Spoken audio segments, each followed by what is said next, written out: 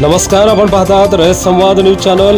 पिंपरी चिंचवड चरोली बुद्रुक येथील तनिष पार्क सोसायटीमध्ये महापुरुषांच्या जयंत्या साजऱ्या.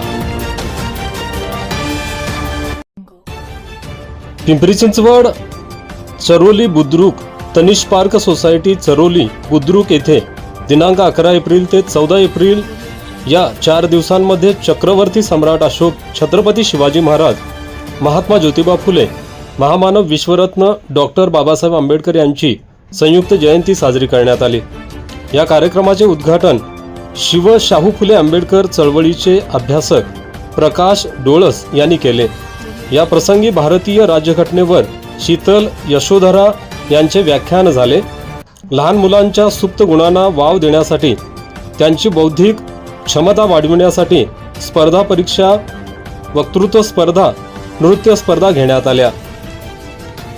तिसऱ्या दिवशी सामाजिक समतेच्या उद्देशाने अंध कलाकारांच्या गायनाचा कार्यक्रम संपन्न झाला. फुले शाहू आंबेडकर विचारांचे अभ्यासक एस.एल. वानखेडे यांचे महामानव डॉक्टर बाबासाहेब आंबेडकरांच्या जीवनावर तसेच देशासाठी दिलेल्या योगदानावर व्याख्यान झाले.